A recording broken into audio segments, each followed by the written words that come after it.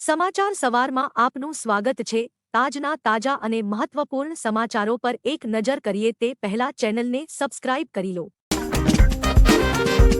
અડધા ગુજરાતમાં પડશે વરસાદ। વૈશાખ મહિનાના આકરા તાપ વચ્ચે હવામાન વિભાગ દ્વારા કમોસમી વરસાદની આગાહી આપવામાં આવી છે। હવામાન વિભાગે જણાવ્યું છે કે વેસ્ટર્ન ડિસ્ટર્બન્સના કારણે 10 થી 16 મે દરમિયાન અનેક જિલ્લાઓમાં ભારે પવન સાથે વરસાદ થાય તેવી શક્યતા છે। ખાસ કરીને સમગ્ર દક્ષિણ ગુજરાત, સમગ્ર ઉત્તર ગુજરાત અને સૌરાષ્ટ્રના કેટલાક જિલ્લામાં વરસાદ થાય તેવી શક્યતા છે। તો આ તરફ દેશના પણ કેટલાક રાજ્યોમાં વરસાદની આગાહી આપવામાં આવી છે। આ સિવાય અંબાલાલ પટેલે પણ આગાહી કરતા જણાવ્યું છે કે રાજ્યમાં આંધી સાથે વરસાદ થશે। ધોરણ 10નું રેકોર્ડ બ્રેક 82% પરિણામ। 1389 શાળાઓમાં 100% પરિણામ। છોકરીઓ છોકરાઓ કરતા આગળ નીકળી। ગઈકાલે જાહેર થયેલ આ વર્ષનું 10મા ધોરણનું રેકોર્ડ બ્રેક પરિણામ આવ્યું છે, જેણે છેલ્લા 5 વર્ષનો રેકોર્ડ તોડ્યો છે। આ વર્ષે 10મા ધોરણનું 82.56% રિઝલ્ટ આવ્યું છે, જે ગયા વર્ષની સરખામણીએ 18% વધારે છે। 87% પરિણામ સાથે ગાંધીનગર જિલ્લાનું પરિણામ સૌથી વધારે આવ્યું છે, જ્યારે 74% પરિણામ સાથે પોરબંદર જિલ્લો સૌથી પાછળ છે। 1389 શાળાઓનું પરિણામ 100% આવ્યું છે। ધોરણ 10ના પરિણામમાં છોકરીઓ છોકરાઓ કરતા આગળ નીકળી ગઈ છે। ગિરનાર પર પવન સાથે આંધીનું આગમન થતા સારા વરસાદના એંધાણ। આગામી દિવસોમાં ભીની આંધી આવે તેવી શક્યતા। ગિરનાર પર્વત ઉપર ગઈકાલે સવારથી વાતાવરણમાં પલટો આવ્યો હતો। પરોઢિયે પવન સાથે આંધીનું આગમન થયું હતું। વહેલી સવારના 1.5-2 કલાક સુધી આવું હવામાન રહેતા આગામી દિવસોમાં સારા વરસાદના અને ભીની આંધીના એંધાણ વર્તાઈ રહ્યા છે। અંબાજી મંદિરના મહંત તનસુખ ગીરી બાપુએ કહ્યું કે ગઈકાલે સવારે 5:45 વાગ્યાના અરસામાં પર્વત ઉપર અનેરા વાદળો છવાયા હતા અને પવન સાથે વાદળો ગિરનારની પર્વતમાળા ઉપર આવી ચડ્યા હતા અને આંધી જેવો માહોલ છવાયો હતો। હિન્દુ નેતાની સોપારી મુદ્દે વધુ એક ધરપકડ। સુરતમાં હિન્દુ નેતાની ધમકી અને તેની સોપારી આપવાના કેસમાં મૌલવીની ધરપકડ બાદ પાકિસ્તાન કનેક્શન સામે આવ્યું હતું, જેમાં હવે વધુ એક આરોપીની ધરપકડ કરવામાં આવી છે। ક્રાઇમ બ્રાન્ચે બિહારના મુઝફ્ફરપુરથી શહેનાઝ ઉર્ફે મોહમ્મદ અલી મોહમ્મદ સાબિરની ધરપકડ કરી છે, જે નેપાળનો રહેવાસી છે। મૌલવીની પૂછપરછમાં તે શહેનાઝ સાથે સંપર્કમાં હોવાનું ખુલ્યું હતું। ક્રાઇમ બ્રાન્ચે તેને કોર્ટમાં રજૂ કરીને રિમાન્ડ મેળવ્યા છે। શાળાઓને મળેલી બોમ્બની ધમકીમાં પાકિસ્તાન કનેક્શનનો ખુલાસો। અમદાવાદની 3 શાળાઓને બોમ્બથી ઉડાવી દેવાનો ધમકી ભર્યો ઈમેલ પાકિસ્તાનથી કરાયો હોવાનું પ્રાથમિક તપાસમાં સામે આવ્યું છે। ક્રાઇમ બ્રાન્ચના જણાવ્યા પ્રમાણે પાકિસ્તાનના ફૈસલાબાદ શહેરમાં આવેલા આર્મી કેન્ટોનમેન્ટમાંથી આ ઈમેલ કરાયો હતો। મેલ કરનારા તૌફિક લિયાકત અને હમાદ જાવેદ નામના 2 ISI એજન્ટની ઓળખ પણ કરાઈ છે। બંનેના સોશિયલ મીડિયા એકાઉન્ટ પણ સામે આવ્યા છે। રાજકોટના અટલ સરોવરે 9 દિવસમાં 1 લાખથી વધુ લોકોએ મુલાકાત લીધી। ધસારાને ખાળવા 20 ટિકિટ બારી શરૂ કરાઈ। ગત 1 મેથી રાજકોટના નવા નજરાણા અટલ સરોવરના દરવાજા શહેરીજનો માટે ખોલવામાં આવ્યા બાદ સતત સહેલાણીઓની ભીડ વધતી જાય છે। છેલ્લા 9 દિવસમાં રાજકોટના 1 લાખથી વધુ લોકોએ અટલ સરોવરની મુલાકાત લીધી છે। ટિકિટ માટે લાઈનો જોયા બાદ નવી 20 ટિકિટ બારી ખોલવામાં આવી છે। આ ઉપરાંત QR કોડ સ્કેન કરીને પણ ટિકિટ મેળવી શકાય તેવી વ્યવસ્થા ગોઠવવામાં આવ્યું છે।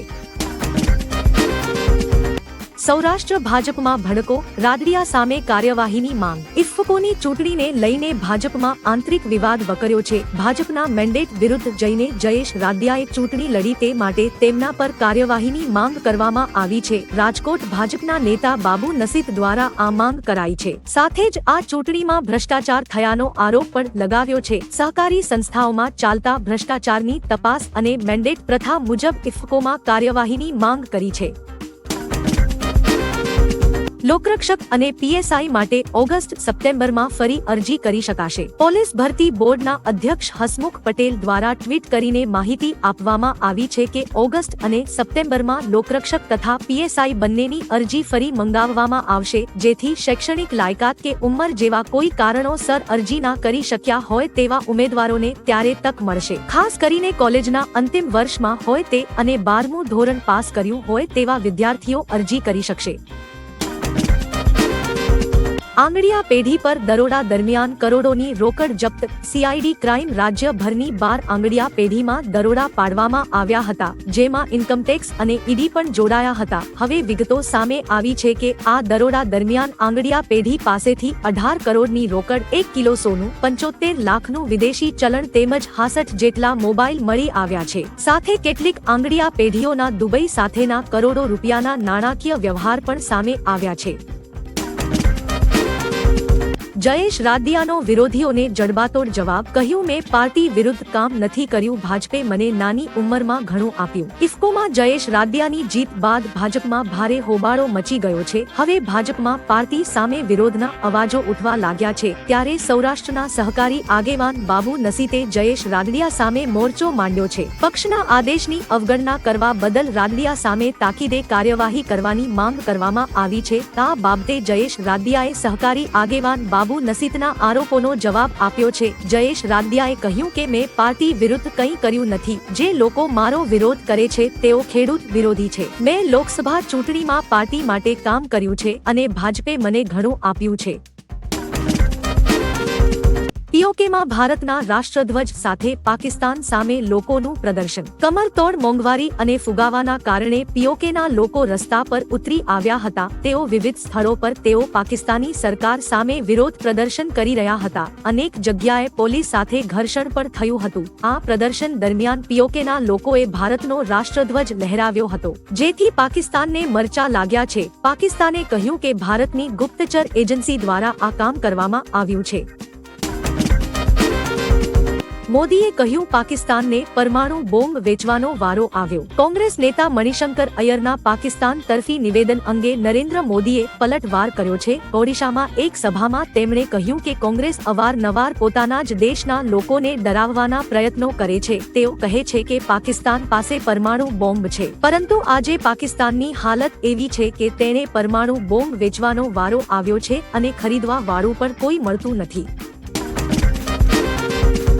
કેજરીવાલના જેલમાંથી બહાર આવ્યા બાદ અમિત શાહની પ્રતિક્રિયા. સીએમ અરવિંદ કેજરીવાલ જેલમાંથી બહાર આવી ગયા છે. આના પર ગૃહમંત્રી અમિત શાહની પ્રતિક્રિયા સામે આવી છે. તેમણે કહ્યું કે આ વચગાળાનો આદેશ છે. તેઓએ આત્મસમર્પણ કરવું પડશે. તેઓ ગમે ત્યાં પ્રચાર કરી શકે છે. શુક્રવારે સુપ્રીમ કોર્ટે દિલ્હીના સીએમ અરવિંદ કેજરીવાલને વચગાળાના જામીન આપ્યા છે. મોદી રિટાયર થશે અને અમિત શાહ વડાપ્રધાન બનશે. જમાનત પર જેલમાંથી બહાર આવેલા અરવિંદ કેજરીવાલે પાર્ટી ઓફિસમાં પ્રેસ કોન્ફરન્સમાં કહ્યું કે જો આગામી સપ્ટેમ્બરમાં નરેન્દ્ર મોદી રિટાયર થશે, ભાજપ જીતી તો પહેલા 2 મહિનામાં યોગીજીને સાઈડ કરી અને પછી અમિત શાહને વડાપ્રધાન બનાવવામાં આવશે. આવતા વર્ષે નરેન્દ્ર મોદી 75 વર્ષના થશે અને 75 વર્ષે રિટાયર થવાનો નિયમ પણ મોદીજીએ જ બનાવ્યો છે. મોદીજી અમિત શાહ માટે મત માગી રહ્યા છે. નિલેશ કુંભાણીએ અચાનક બહાર આવી મોટી ચેતવણી આપી. સુરત કોંગ્રેસના ઉમેદવાર નિલેશ કુંભાણી અચાનક મીડિયા સામે આવ્યા હતા. દરમિયાન તેઓ બોલ્યા કે હું અત્યાર સુધી મારા ઘરે જ હતો. ભાજપ સાથે કોઈ લેવા દેવા નથી. ભાજપ સાથે સંપર્ક થયો નથી. કોંગ્રેસે મારી સાથે ગદ્દારી કરી છે. કહ્યું કે મારું ફોન કોંગ્રેસ એડવોકેટે ભર્યું હતું. 2017માં કોંગ્રેસે લીધેલા બદલાનો મેં બદલો લીધો. હું સુરતમાં આંટા મારું છું. કોઈ માયનો લાલ મને અડીને જુએ. કેજરીવાલના નિવેદન પર ભાજપનો પલટવાર. સીએમ અરવિંદ કેજરીવાલના નિવેદન પર ભાજપે વળતો પ્રહાર કર્યો છે. ભાજપના પ્રવક્તા સુધાંશુ ત્રિવેદીએ કહ્યું કે દિલ્હીમાં દારૂનો દરિયો વહાવીને કેજરીવાલ જેલમાંથી પરત ફર્યા બાદ બકવાસ વાતો કરી રહ્યા છે. તેમણે હનુમાનજીની પૂજા કરી, પરંતુ ભાષણ દરમિયાન તેમના મોંમાંથી શ્રી રામનું નામ એક વખત પણ ન નીકળ્યું. પરંતુ તેમણે એક વાત સાચી કહી કે મોદીજી ફરી વડાપ્રધાન બનશે. પીએમ મોદીએ કહ્યું, હું તમને હાથ જોડીને પ્રાર્થના કરું છું. ઓડિશામાં એક રેલીને સંબોધિત કરતી વખતે પીએમ મોદીએ બીજેડી પર જોરદાર નિશાન સાધ્યું હતું. તેમણે કહ્યું કે હું ભાજપના સ્વાર્થ માટે તમારી પાસે નથી આવ્યો. હું તમને હાથ જોડીને વિનંતી કરું છું કે તમે મારા ઓડિશાને બચાવો. ઓડિશા બરબાદ થઈ રહ્યું છે. 25 વર્ષ બરબાદ થઈ ગયા. છેલ્લા 5 વર્ષોમાં ઓડિશા પર સંપૂર્ણપણે બહારના લોકોએ કબજો કર્યો છે. બીજેડી સરકાર તમારી સાથે છેતરપિંડી કરી રહી છે. 400 પાર તો દૂર બેડા પાર પણ નહીં થાય. અરવિંદ કેજરીવાલને કાલે જમાનત મળ્યા બાદ તેઓ પાર્ટી ઓફિસ પહોંચ્યા હતા, જ્યાં પ્રેસ કોન્ફરન્સ કર હતી, જે દરમિયાન પંજાબના મુખ્યમંત્રી ભગવંત માને નરેન્દ્ર મોદી ઉપર નિશાન સાધતા કહ્યું કે તેમણે બધું વેચી દીધું છે. અબકી બાર 400 પાર તો ઠીક, પણ બેડા પાર પણ નથી થવાનું. જ્યારે પણ કોઈ નેતાને એવો ભ્રમ થયો છે કે તે લોકશાહી કરતા મોટો છે, ત્યારે પ્રજાએ પોતાની તાકાત વડે તેને સબક શીખવ્યું છે.